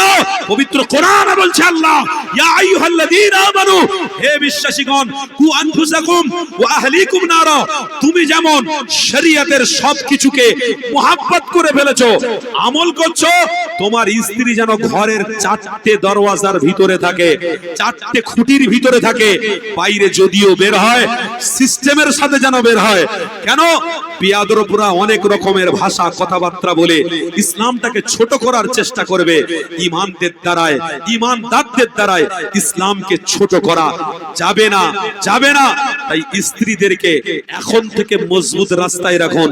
নিজের স্ত্রী ভালো মোবাইল কিনে দিয়েছেন, খেতে খেতে মোবাইলে টিকটক করে ছাড়ছে, পরপুরুষরা সব দেখে দেখে বেড়াচ্ছে, ফেসবুকে টিকটক করে ছাড়ছে, ছেলেরা সব দেখে দেখে বেড়াচ্ছে। আর এটা কার স্ত্রী? আপনার স্ত্রী। আপনার কথা সে শুনলো না, আপনার কথা মতো শরীয়তের মাপদণ্ড মধ্যে চললো না, শরীয়তের মাপকাঠির মধ্যে থাকলো না। আপনার টাকা, আপনার খাটিনির এক পয়সা মূল্য নেই। আপনি খাটছেন তার জন্য, ইনকাম করছেন তার জন্য সবকিছু করছেন। অতএব আপনি একবারও চিন্তা করলেন না যে মরে যাওয়ার পরে আমার ঠিকানা কি হবে। কেন? আমার স্ত্রীকে এখনো নামাজি করতে পারিনি, আমার স্ত্রীকে কোরআন পড়ার মতো তাকিদ দিতে পারিনি, আমার বাচ্চাকে এখনো কোরআনে হাফেজ করতে পারিনি, আমার বাচ্চাকে এখনো পর্যন্ত ইলমের দ্বীনের শিক্ষা দিতে পারিনি। এ কিসের পয়সা, কিসের অর্থ, কিসের বাড়ি? কিচ্ছু আপনার সাথে নয়। শরীয়তের মাপ ডান্ডি, মাপ আন্ডির উপরে থাকলে, শরীয়তের রাস্তার উপরে আপনি থাকলে, আপনার হাল পরিবারকে যদি এই রাস্তার উপরে রেখে যান, ইনশাআল্লাহ আপনার মৃত্যু হবে, আপনার জন্য জান্নাত অপেক্ষা করবে। এইটা চেষ্টা করুন বাবা, এই চেষ্টাটা করুন। আজকে সমাজে যে দৃশ্য আমরা দেখতে পাচ্ছি, মাথা হ্যাং হয়ে যাওয়ার খাপ। কিন্তু কথা বলতে হচ্ছে এই জন্যে, আমার সমাজের মা বোনদেরকে একটু অবশ্যই বলার দরকার আছে না নাই? কথা বলুন, বলার দরকার আছে না? হ্যাঁ, স্বামী এতটাই দুর্বল হয়ে গেছে যে স্বামী বাদ দিয়ে এখন পরের সাথে মোবাইলে কথা বলতে খুব ভালো লাগছে, পরের সাথে এরকম ভিডিও কল দেখিয়ে ভালো লাগছে। এই রিসেন্টলি কিছুদিন আগে একটা ছেলে, যুবক ছেলে, রক্তের গরম দেখাচ্ছে, বুঝলেন, রক্তের গরম দেখাচ্ছে, মোবাইলে তার লাওয়ারের সাথে কথা বলছে, আর ট্রেন লাইনে দাঁড়িয়ে আছে, লাইনে দাঁড়িয়ে আছে। এবারে নজরটা শয়তানের ডাব্বায় গেছে, মোবাইলে গেছে, কথা বলতে বলতে হঠাৎ ট্রেন এসেছে। ট্রেন কি তার জন্য থামবে? ট্রেন তো তার রাস্তা দিয়ে যাবে। ব্যাস, রাস্তা দিয়ে ট্রেন এসেছে, এল্লাফতে সাথে সাথে পড়ে গেছে, মোবাইল থেকে অন্য জায়গায় পড়েছে, সাথে 3-4টে বন্ধু ছিল, গুড়িয়ে এবারে দেখছে এখনো তার ভক্ত লাইনে রয়েছে। ভক্তদের দেখাচ্ছে কেঁদে কেঁদে, বলছে কি হলো? যা হওয়ার তাই হলো, তোমাকে দেখতে দেখতে ট্রেন এলো, অ্যাক্সিডেন্ট মেরে দিয়ে চলে গেল, দেখো তোমার ভালোবাসা ঘুমিয়ে পড়েছে। যুবক, শয়তানের ডাব্বায় পড়ে গিয়ে কত জীবন চলে যাচ্ছে, শয়তানের রাস্তায় থেকে কত জীবন চলে যাচ্ছে।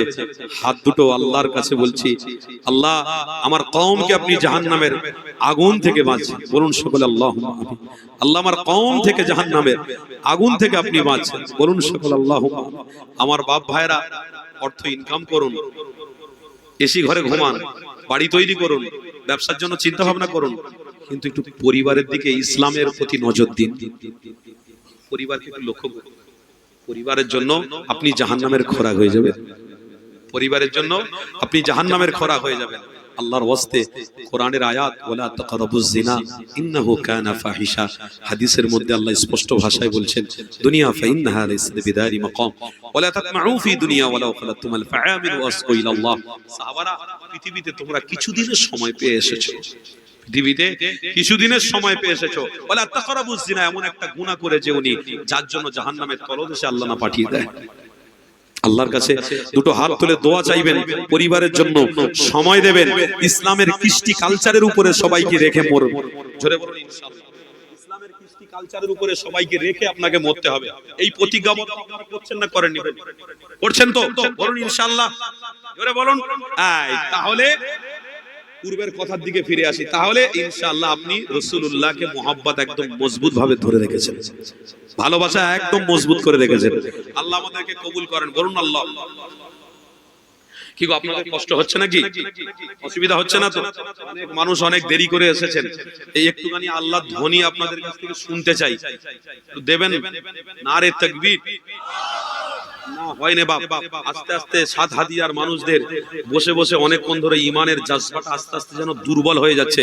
দুর্বল করলে হবে না, ইমানের জজবাটা একটু বাড়াতে হবে। নারে তাকবীর হয়েছে, কিন্তু পিছনের বাবাজিরা আওয়াজটাকে বন্ধ করে রেখেছেন। শয়তান তাড়াতে গেলে একটাই ধ্বনির দরকার, এক ধ্বনিতে কাজ হয়ে যাবে।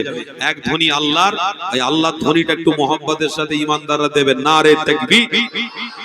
সিলসিলায়ে হক মুজাদ্দিদে জামান, মাসলাকে মুজাদ্দিদে জামান, মাসলাকে আবু বকর সিদ্দিকী। নারে তাকবীর।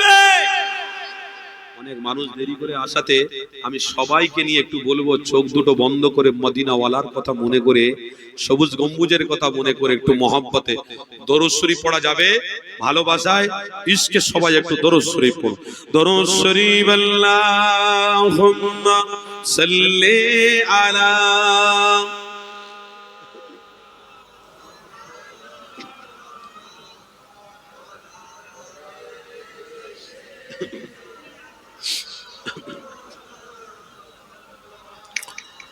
हमने आँखों से देखा नहीं है मगर उनकी तस्वीर सीने में मौजूद है, जिसने लाकर कलामे इलाही दिया ओ मोहम्मद मदीने में मौजूद है। একটু মুহাব্বতে সুবহানাল্লাহ হবে, একটু জান ভরে আল্লাহর প্রশংসা বলুন আলহামদুলিল্লাহ। हमने आँखों से देखा नहीं है मगर उनकी तस्वीर सीने में मौजूद है, जिसने लाकर कलामे इलाही दिया ओ मोहम्मद मदीने में मौजूद है। फूल खिलते हैं पड़ पड़ के सल्ले अला, फूल खिलते हैं पड़ पड़ के सल्ले अला, चूम कर कह रही है इबाग़े ज़बां, ऐसे खुशबू चमन के गुलों में कहा जो नबी के पसीने में मौजूद है। बोलूं ना सुभान, जो नबी के पसीने में मौजूद है। हमने आँखों से देखा नहीं है मगर उनकी तस्वीर सीने में मौजूद है, जिसने लाकर कलामे इलाही दिया ओ मोहम्मद मदीने में मौजूद है। हमने माना कि जन्नत बहुत है हंसी, हमने माना कि जन्नत बहुत है हंसी, छोड़ कर हम मदीना न जाए कहीं, यूं तो जन्नत में सब है मदीना नहीं, और जन्नत मदीने में मौजूद है। আমার রাসূলের জন্য মদিনার জমিনে জান্নাতের ব্যবস্থা আল্লাহ করেছেন না করেন? জান্নাতের নাম রিয়াজুল, দুই রাকাত নামাজ যে পড়বে আল্লাহর রাসূল বলছেন শাফাআত করা তার জন্য আমি রাসূল ওয়াজিব হয়ে যাবে। हमने आँखों से देखा नहीं है मगर उनकी तस्वीर सीने में मौजूद है। जिसने लाकर कलामे इलाही दिया ओ मोहम्मद मदीने में मौजूद है। अल्लाहुम्मा सल्ली अला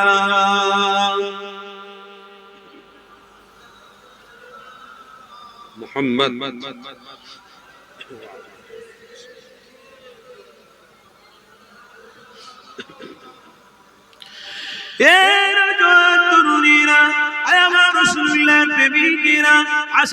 আলোচনা করছিলাম ওই আলোচনার দিকে আবার ফিরে যায়।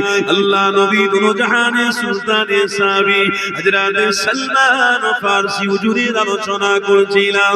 এ যুবকেরা তরুণীরা আমার রাসূলুল্লাহর প্রেমিক হযরত সালমান ফারসি হুজুর আমার জানাতে লেগেছে, ইয়া রাসূলুল্লাহ হাবিবাল্লাহ, আমি ইবাদত করছি কিন্তু পরের গুনার কথা আমার মনে পড়ে যাচ্ছে। আমার নবী পাক জানাতে লাগছেন, এ বাবা সালমান, আমি রাসূলুল্লাহর হাত মোবারকে যে হাত দিয়েছে সালমান, আল্লাহ তার জীবনের সমস্ত গুনাহ ক্ষমা করে দিয়েছে। এ যুবক তরুণীরা, আমার রাসূলুল্লাহর প্রেমিকেরা, আল্লাহ নবীর হাত মোবারকে হাত দিলে আল্লাহ জীবনের तमाम গুনাহকে ক্ষমা করে দেয়। এটা ঈমানদারদের জন্য একটা তওবা, এটা ঈমানদারদের জন্য একটা নিয়ামত। কেন পৃথিবীর মানুষেরা আল্লাহ নবীকে আমরা পাইনি, উম্মতে মুহাম্মাদী রাসূলকে বড়ই ভালোবাসে।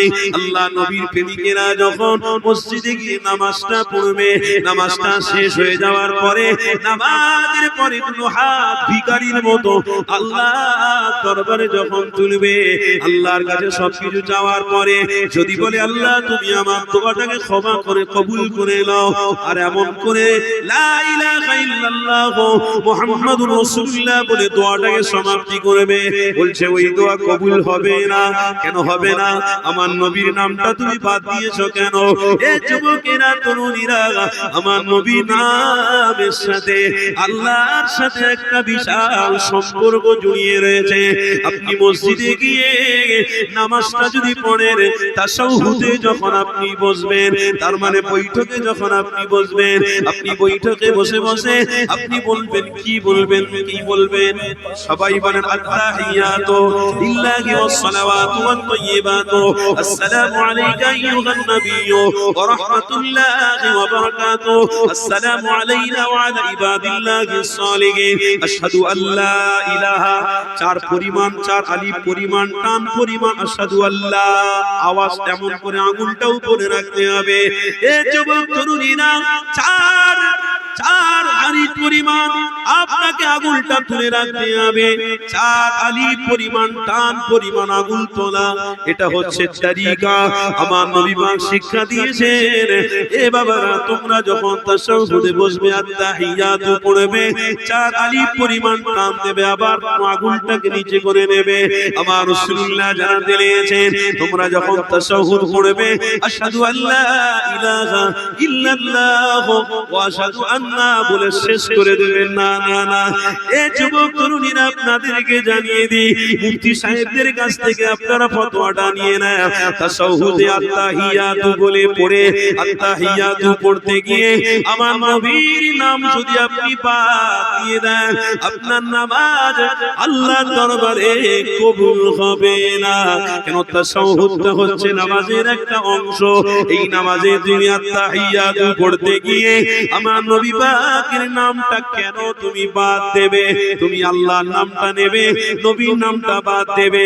আশহাদু আল্লা ইলাহা, বলুন সবাই, আশহাদু আল্লা ইলাহা ইল্লাল্লাহ ওয়া আশহাদু আন্না মুহাম্মাদান আবদুহু ওয়া রাসূলুহু, আবদুহু ওয়া রাসূলুহু যদি আপনি বাদ দেন, আল্লাহর নামটা দিয়ে শেষ করেন, এ যুবকেরা, আপনার নামাজ আল্লাহর দরবারে কবুল হবে না। ততএব আপনি যখন আল্লাহর কাছে সাহায্য চাইবেন, আপনি বলতে লেগেছেন আল্লাহ আমার রুজিতে বরকত দিন, আল্লাহ আমার সন্তানকে সুস্থতা দান করুন, আল্লাহ আমার মা বাপকে খিদমত করব, আল্লাহ হায়াতটাকে বাড়িয়ে দিন। আপনি বলার পরে যদি আল্লাহর কাছে বলেন আল্লাহ আমার দোয়াটাকে আপনি কবুল করে নিন, আপনার সঠিক চাওয়া হলো না, এই চাওয়াটা আল্লাহর দরবারে কবুল হবে না। বুখারীর হাদিসের মধ্যে রয়েছে দোয়া চাওয়ার পরে আমার রাসূলুল্লাহর নাম দিয়ে ওসিলা দিতে হবে, আমার নবীর ওসিলা দিয়ে আল্লাহ আমার দোয়াটাকে আপনি কবুল করে নেন। বুখারীর হাদিসের মধ্যে রয়েছে ওই দোয়াটা আমার আল্লাহ সাথে সাথে কবুল করে নেয়।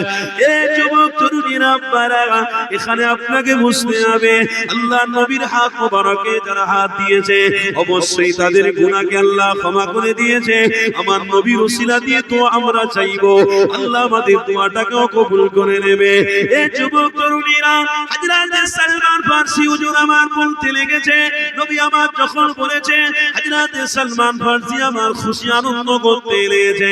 এই যুবক তরুণীরা হযরত সালমান ফারসি জানাতে লেগেছে আরে কি ইসলাম আমি আমার কপালে পেয়ে গেছি, কি নবী আমার কপালে আমি পেয়েছি, আল্লাহ আপনি হেদায়েতের রাস্তায় আমাকে পছন্দ করেছে।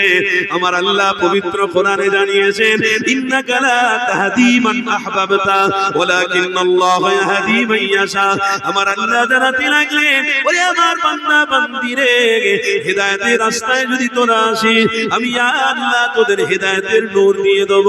আর হেদায়েতের রাস্তা যদি পছন্দ না করি তার মানে মাহফিলে যদি না আসিস, আল্লাহর ঘর মসজিদে যদি না যাস, কাবা বাইতুল্লাহর সাথে যদি সম্পর্ক না রাখিস, তাসবিহ তেলাওয়াত যদি না করিস, হেদায়েতের রাস্তায় তোর থাকা হবে না। হেদায়েতের রাস্তা হলো আমি আল্লাহ দিয়েছি ইন্নাকা লা তাহদি মান আহবাবতা ওয়ালাকিন্নাল্লাহ ইয়াহদি মান ইয়াশা। হেদায়েতের রাস্তা আমি আল্লাহ আমার হাবিবকে দিয়ে পাঠিয়ে দিয়েছি। ওরে দুনিয়ার মানুষেরা হেদায়েতের রাস্তাটাকে মজবুত করে ধর, আমি আল্লাহ হেদায়েতের রাস্তায় যারা থাকবে তাদেরকে আমার হাবিবুল্লাহর সাথী বানিয়ে জান্নাতি বানাবো। আরো জোরে বলুন আল্লাহ আমাদের